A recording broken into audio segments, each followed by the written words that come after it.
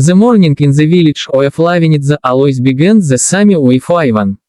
Long before the pale light of dawn touched the frosted rooftops, a rooster creaked across the wooden fences, cutting through the silence of the taiga. Ivan stirred in his creaky bed, his body already knowing what to do before his mind fully awoke. His legs swung over the side, his closed feet met the cold floorboards, and he exhaled heavily, fog forming in the chilly room. This routine had lived with him for decades, so deeply woven into his bones that he no longer questioned it. First, he reached for the felt boots by the stove, always placed neatly the night before. Then, he took his bucket and trudged out into the darkness toward the old well. The path was worn smooth by years of footsteps, each stone and curve memorized by habit. Even when snow lay thick or ice glistened treacherously, Ivan's feet never faltered, his body remembered where to stay. The well's wooden beam groaned as he lowered the bucket, the sea water splashing as it rose. He carried it home with the same careful balance he had practiced since youth, to now his shoulders sagged visage. Inside, he lit the fire with practiced hands, the crackle of birch logs filling the silence. Soon, the kettle wheeled faintly, and Ivan sipped his first tea of the day, staring at the frosted window where dawn crept closer. After tea, he pulled on his thick coat, opened the heavy wooden door, and walked to the ship pen. The ship stirred, bleating softly, tear brought forming white clouds in the air. Ivan checked each animal carefully, spreading hay, breaking ice from the trough, murmuring to them as to they were family. It was always the same: rise before dawn, fetch water, stoke fire, tend ship. The sameness comforted him, yet it also wrapped around him like an invisible chain. Neighbors often said, Ivan is as steady as the sun. One always knows where to find him. And it was true. Nothing in his life had changed in years, not the path to the well, not the ship, not even the tea he drank.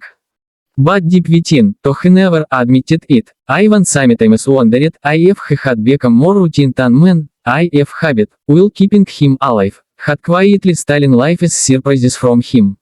The morning in the village of Lavinitza always began the same way for Ivan. Long before the pale light of dawn touched the frosted rooftops, a rooster creaked across the wooden fences, cutting through the silence of the taiga.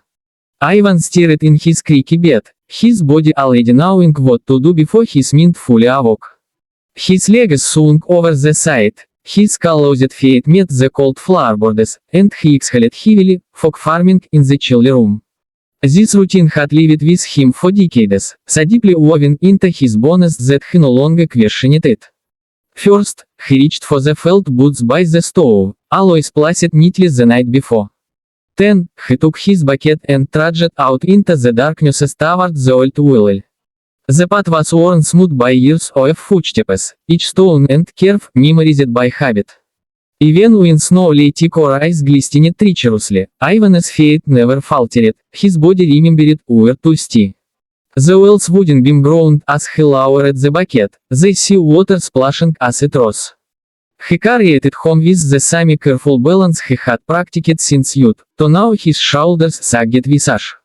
Inside, he lit the fire with practiced hands, the crackle of birch logs filling the silence. Soon, the kettle wheeled faintly, and Ivan sipped his first tea of the day, staring at the frosted window where dawn crept closer. After tea, he pulled on his thick coat, opened the heavy wooden door, and walked to the ship pen. The ship stirred, bleating softly, tear brought forming white clouds in the air. Ivan checked each animal carefully, spreading hay, breaking ice from the trough, murmuring to them as to they were family. It was always the same: rise before dawn, fetch water, stoke fire, tend ship. The sameness comforted him, yet it also wrapped around him like an invisible chain. Neighbors often said, Ivan is as steady as the sun. One always knows where to find him. And it was true. Nothing in his life had changed in years, not the path to the well, not the ship, not even the tea he drank.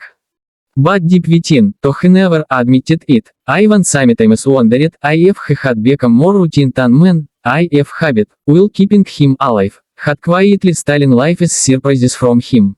That winter, when the snow lay deep and the wind sang through the chimneys like a mournful flute, a stranger appeared in Lavinitza. The villagers rarely saw newcomers in those parts, especially not in the heart of winter, so when a tall young woman knocked at Ivan's door one evening, he was taken aback.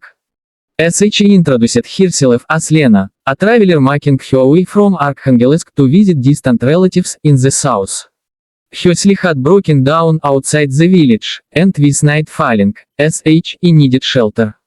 Ivan, to courteous, was not one to refuse hospitality. Habit dictated that a guest was sacred, as his father and grandfather had taught him. So, he ushered her inside, set another log on the fire, and poured her a steaming cup of tea. Lena's presence seemed to shift the rhythm of the little hut. As she was lively, curious, and full of stories. As the storm howled outside, she told Ivan about towns where festivals lasted until dawn, about fishermen who sang as they pulled into nets, about craftsmen who learned new skills even in old age. Her words painted colors Ivan had not seen in years, bright, moving, unpredictable. After supper, Lena tilted her head, watching Ivan carefully arrange the kettle, fold the cloth, and hang his coat, all in perfect order. "You live like clockwork," she remarked with a small smile. Ivan chuckled. "That is the way of things here. The sheep must be fed, the fire must be kept. Life is simple, and that is enough." But Lena's eyes sparkled. "Is it enough? You speak as though your days are written in stone. What if you tried something new, even small things? Take a different path to the well. Cook a dish you've never tasted. Try carving wood or learning a song. Habits keep us alive, yes, but they can also keep us asleep." Her words lingered in the air like smoke. Ivan waved them away with a laugh, insisting that an old man like him had no use for such experiments. Yet when the fire burned low and Lena had gone to rest, he sat by the window, listening to the storm. For the first time in many years, he found himself unsettled. He had always thought of his habits as strength, but what if, as Lena hinted, they were also chains. The next morning, Ivan awoke as always, guided by the rooster's cry and the creak of the floor beneath his boots. He set out toward the well, bucket in hand, but when he reached the fork where the path split between the sheep pen and the forest, he paused. Lena's words from the night before echoed in his mind: "Take a different path, even a small change can wake you." For a long moment he stood, bucket dangling at his side, frowning at the snow-covered trees. Habit tugged at him like a leash, urging him toward the well. But curiosity, a feeling he hadn't known since boyhood, pulled him the other way. With a grunt, Ivan turned his boots toward the forest.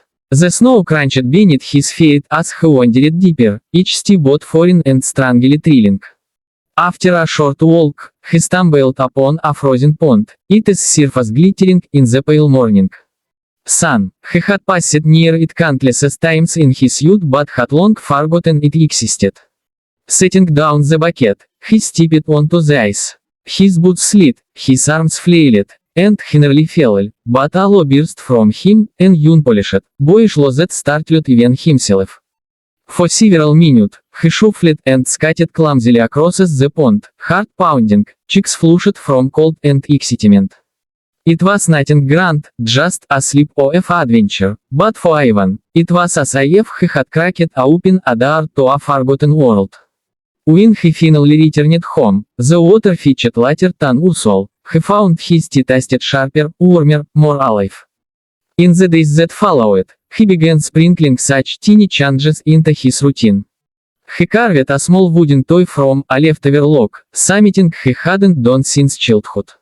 When children from the village stopped by, their eyes widened at the painted figure, and their laughter filled his cabin. Another day, he tried feeding his sheep with herbs Lena had mentioned, and to his surprise, the animals seemed livelier. Even in the evenings, instead of silence, he hummed tunes Lena had taught him, the sound bouncing softly against the wooden walls. The villagers noticed. "Ivan, you look different," one neighbor remarked at the well. He shrugged, pretending it was nothing, but inside he felt a quiet spark, proof that even the smallest step away from habit could ripple outward, touching not only himself but those around him.